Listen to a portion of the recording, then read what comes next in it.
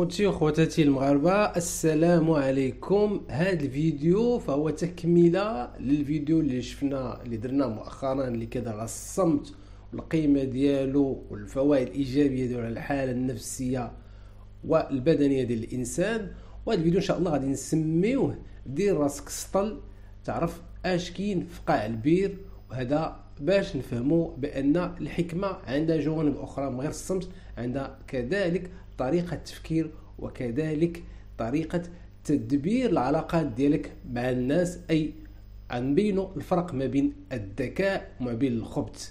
ما تمشوش بعيد، وفقكم الله على بركة الله.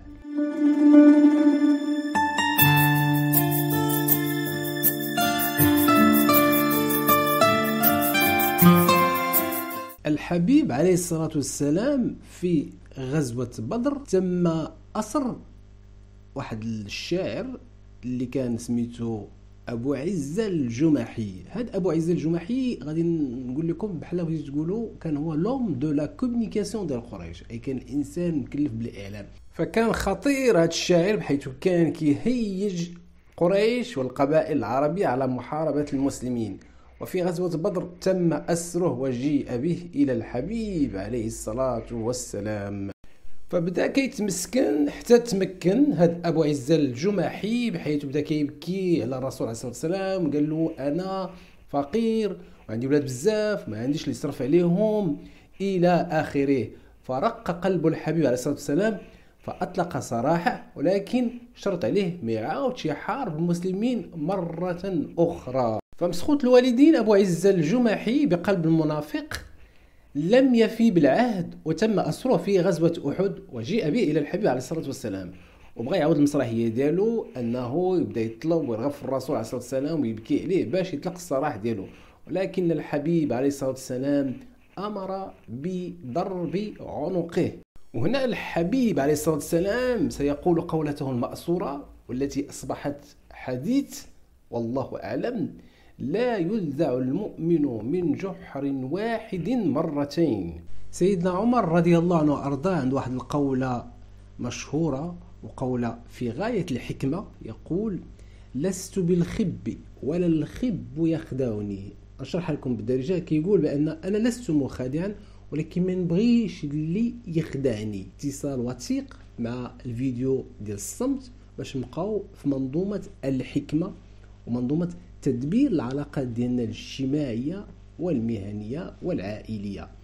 لأن الإنسان كيخدم العاطفة ديالو، أكيد بدون عاطفة فأنت لست بإنسان، ولكن ضروري من استخدام العقل حتى أنك تستطيع تساير الحياة اليومية. داكشي علاش أنا دائما كنصح الناس ملي كيكون شي واحد دار لي استشارة يعني في اطار الكوتشينغ، كنقول لهم انسان خصو يكون لبيب، يكون حكيم، يكون ذكي، ولكن ما يكونش كما كنقولوا حنا بالدارجه ما يكونش قويلبي، ما يكونش كينمي الذكاء ديالو عن طريق الخبث وعن طريق يعني القوالب. لان الانسان الى تبع المثال ديال الحبيب عليه الصلاه والسلام غادي يعرف كيفاش يبدا يبني العلاقات الاجتماعيه. انا ما كنقولش الانسان خصو ينعزل في المجتمع، وانه اي واحد ما تعاملش معك مزيان ولا شي واحد ما رش لك جميل غادي تقطع العلاقه معاه وغادي تقطع العلاقات ديالك مع الناس، وبالتالي انت غادي تعيش في واحد الانعزاليه وغادي تعيش خارج المجتمع. لا، ما يمكنش. حنا ضروري نعيشوا في المجتمع، غير حنا خاصنا نحطوا قوانين للعلاقات ديالنا مع الناس ويكون داكشي بواحد الترتيبيه. هنا كيجي الدور ديال ما يسمى بلانتيليجونس ايموسيونيل، أي ما يصطلح عليه إلا بغينا نترجموه بالذكاء الوجداني. هذا المصطلح فهو لصيق بعلم النفس، ولكن خاصة في لا بسيكو كومينيكاسيون، أي في علم التواصل وعلاقته مع الحالة النفسية ديال الإنسان. بحيث أن الله عز وجل قال في محكم كتابه بعد أعوذ بالله من الشيطان الرجيم بسم الله الرحمن الرحيم: قلوب يعقلون بها، أي أن الإنسان كيبدا يستعمل قوة الإدراكية الوجدانية في العملية ديال التعاطي مع الآخر. أنا نضرب لكم مثال. مثلا غادي ناخذ واحد الشخص الزوجة ديالو لبسات واحد الثوب في واحد اللون معين، وسولاتو قالت له واش عجبك هذا اللون ولا نبدل نلبس شي لون اخر. هاد السيد غادي يستعمل لانتيليجونس ايموسيونيل وغادي يقول لها شوفي انا الحمد لله من نهار تزوجت بك جميع الالوان كيجيو معك.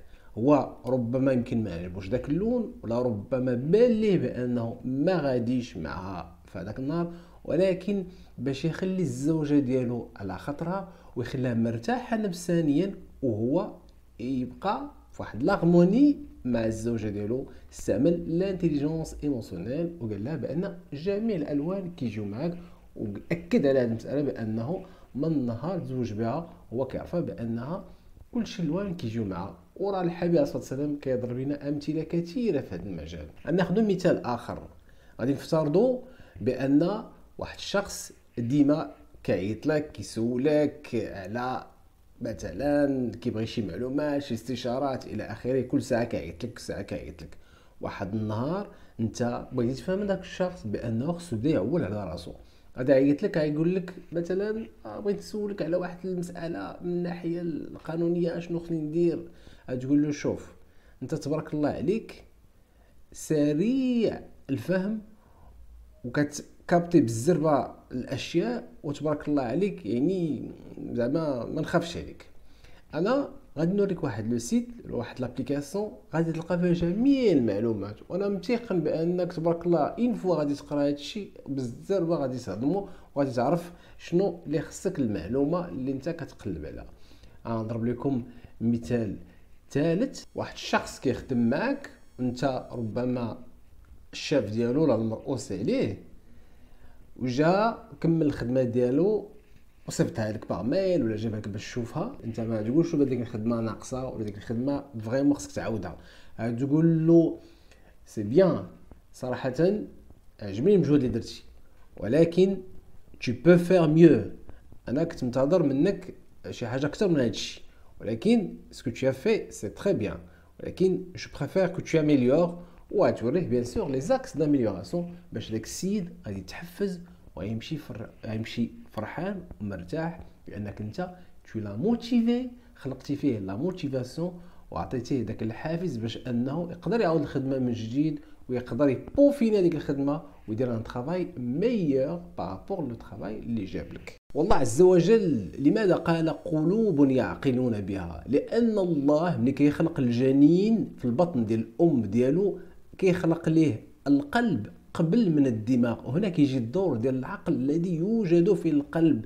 داكشي علاش كنهضروا على لانتيليجونس ايموسيونيل. الا كان العلم اكتشف هذه المساله ديال لانتيليجونس ايموسيونيل فاحنا ذكرت في القران باننا خصنا نستعملوا القلب كعقل وجداني في التعامل ديالنا والتعاطي مع المحيط ديالنا ومع المجتمع اللي حنا كنعيشوا فيه. داكشي علاش انا كنأكد على ان علاقتنا مع الاخر خصها تكون مبنيه على العاطفه، تكون مبنيه على العقل الوجداني، ثم على العقل الذي هو موجود في الدماغ.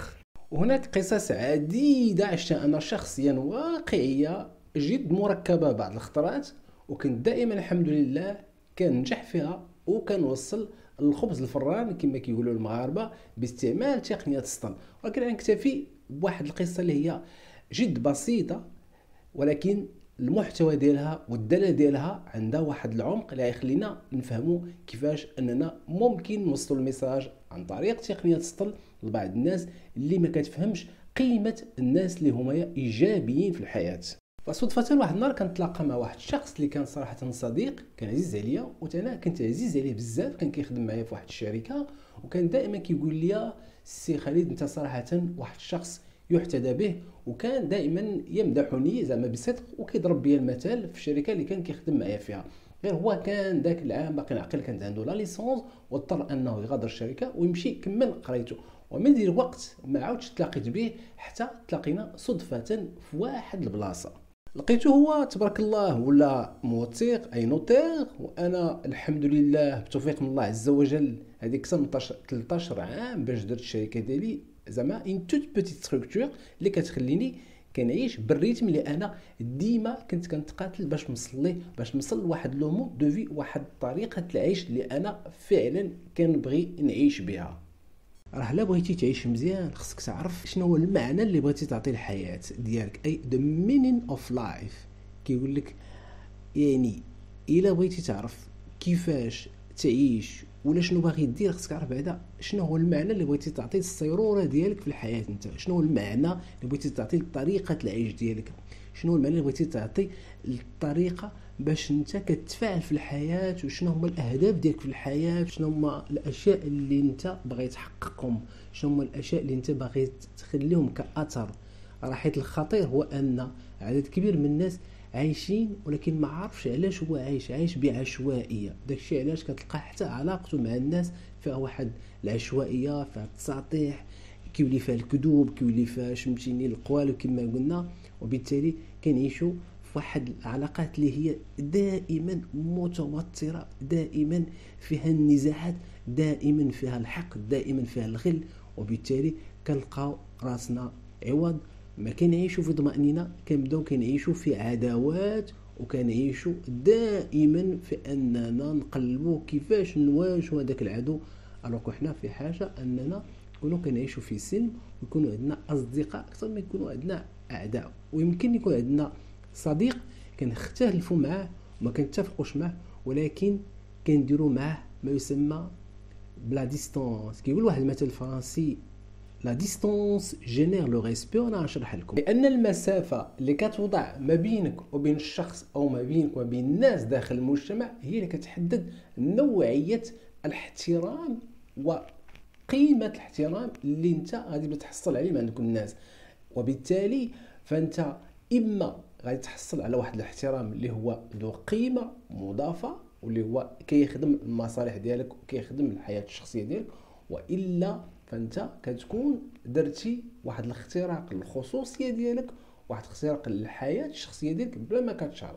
لان الخطا الجسيم اللي كيوقعوا فيه واحد مجموعه من الناس بحال شي كونيكسيون انترنت من الدخله كياخذ لا كونيكسيون إليميتي مع كل شيء.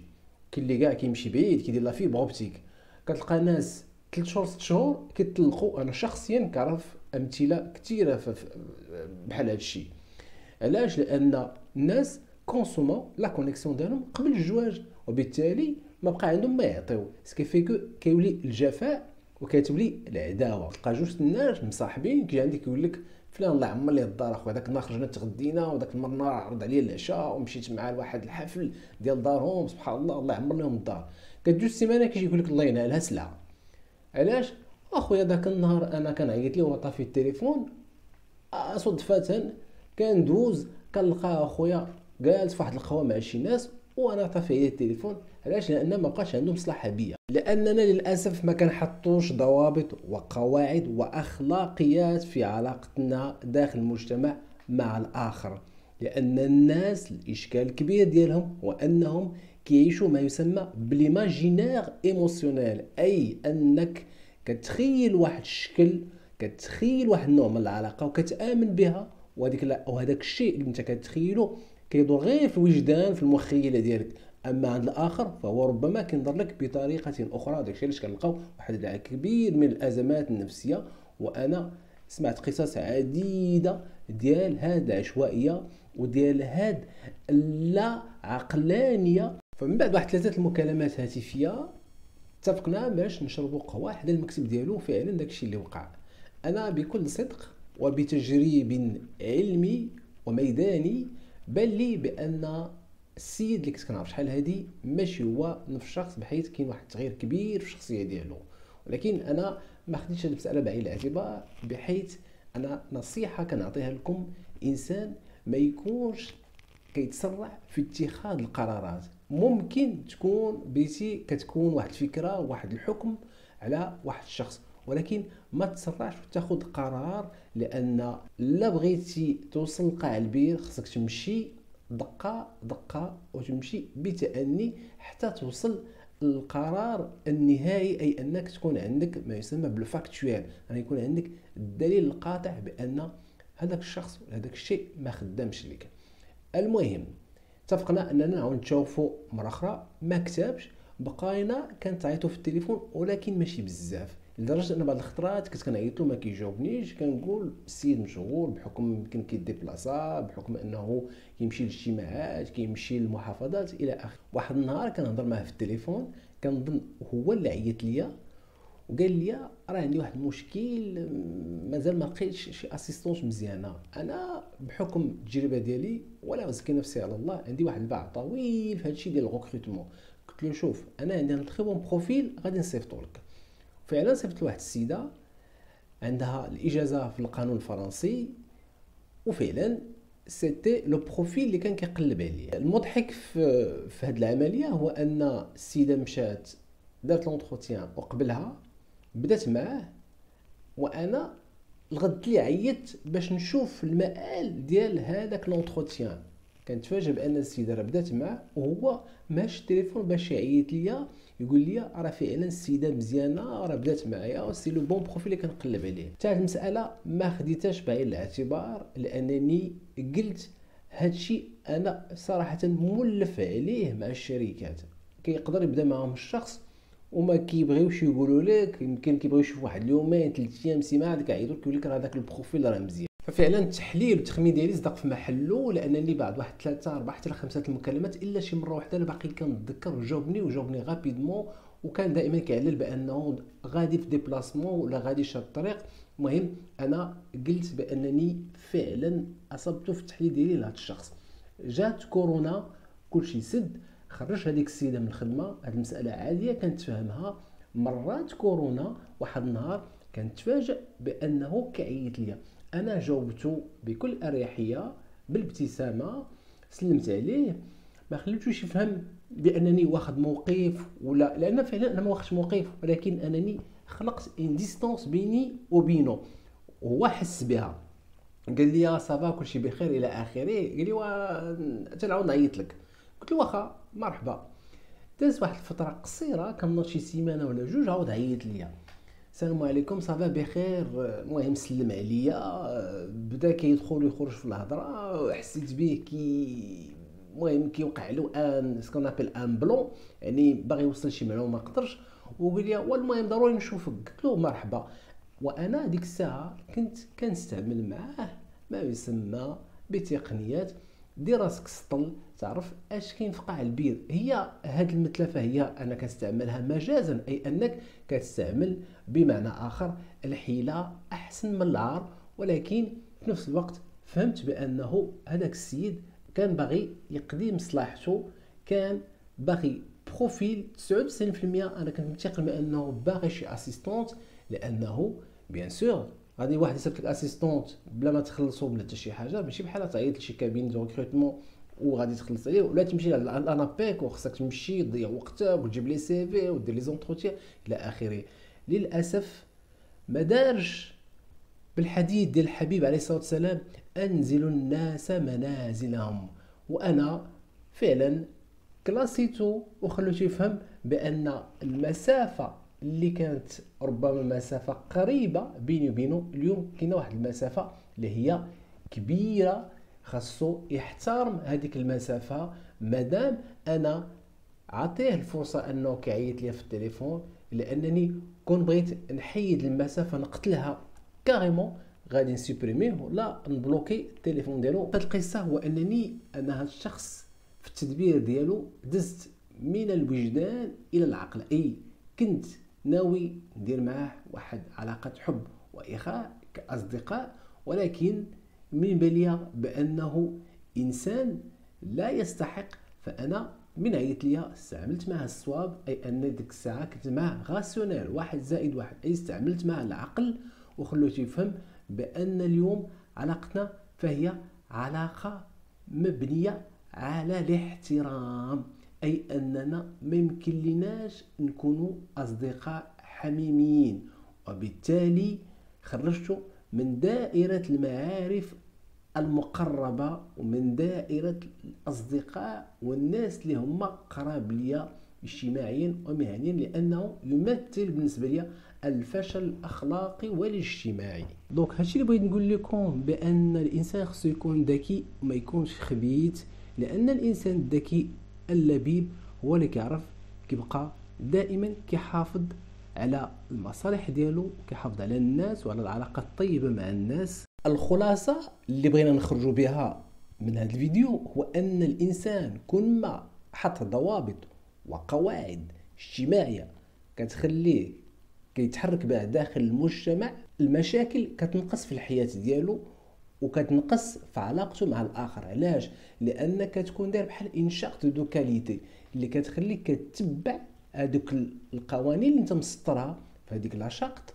في هذيك المنهاجيه اللي انت كتعامل مع الناس. اي كما قلت، ملي كتخرج من العلاقات الوجدانيه التي هي كتكون مفعمه بالاحاسيس ومفعمه بالاحاسيس المغلوطه، كتحول الى ما هو عقلي، اي بالجوانب ديالو بجوج، العقل على مستوى القلب والعقل على مستوى الدماغ، اي الادراك الوجداني والادراك العقلي الخالص. فانت هنا كدير بالمقوله ديال خاطبوا الناس على قدر عقولهم، بحيث كيولي عندك فن تدبير العلاقات وفن تفكيك شفره الشخصيات، وبالتالي كتولي كتفرق ما بين الانسان اللي هو حسن النيه والانسان اللي هو عنده سوء النيه. اي كتفرق ما بين الانسان اللي هو سوي، الانسان اللي هو كيهضر بدون خلفيه، والانسان اللي هو حريمي واللي فيه القوالب. فبالتالي دير راسك سطل تعرف اش كاين في قاع البير، اي المعنى المجازي ديالها كما هضرنا على دوك المسافات اللي كيوليو ما بينك وبين الناس. فانت كتولي عندك القدره انك كتحتوي واحد المشكل وما كتخليش كيدير لك كما كيقولوا المغاربه الزازه في دماغك، اي انك كيبان لك هذاك المشكل وانت كتشدو كتلوح في سله المهملات، كتقول انا ما عندي ما ندير به. دونك انت كتشوف على بعد وكتشوف هذاك الشخص وانت بعد ما درتي بينك وبينه ديك المسافه لانك فهمتي شنو المشكل اللي جاي. هذا اولا. ثانيا كتولي عندك القدره انك كتزيح واحد الشخص من حياتك بلا ما كتقولها ليه بطريقه مباشره، كتخليه هو يفهمها. وهذه عاوتاني قمه ديال الحكمه، لانك كدوز ان ميساج كما كيتسمى ان ميساج كريبتي، ميساج مشفر هذاك الشخص بطريقه اللي هي هادئه وطريقه سلميه. والهدف الثالث هو انك انت كتعيش في سلم مع راسك ومع الناس اللي في المجتمع، واخا كتكون انت لا تتفق معهم وانت مختلف معهم، واخا كتكون انت كاعي عليهم يعني في الوجدان ديالك لتصرف ما، ولكن انت الحمد لله وفقك الله وصلتي لما يسمى بالسوفت باور، اي انك كدوز لي ميساج وكتكلاسي الناس وكتخليهم يفهموا بانهم اصبحوا اشخاص غير مرغوب فيهم في حياتك، ولكن ما كديرش لهم الاقصاء النهائي، اي انك تقدر تلاقى معاه في المجتمع، في الخدمه، في العائله، تسالموا تهضروا في حدود اللباقه والاحترام. وبالتالي كتكون انت كسبتي واحد المكسب اللي هو كبير، اللي هو الحكمه، اي انك تدبر العلاقات ديالك داخل المجتمع باقل الخسائر، لان بغينا او كرهنا هذه الدنيا ضروري من المشاكل. داكشي علاش الانسان الذكي كيعرف كيفاش كيعيش وكيدبر الحياه اليوميه ديالو في المجتمع. ولكن الانسان اللي هو خبيث دائما سيقع في شر اعماله، لان ما بني على باطل فهو باطل. وكما كيقولوا الناس القدام صفي تشرب وما كيدوم غير المعقول. الفيديو ديالنا كيسالي هنا، نشوفكم في الفيديو القادم ان شاء الله. وفقكم الله، السلام عليكم.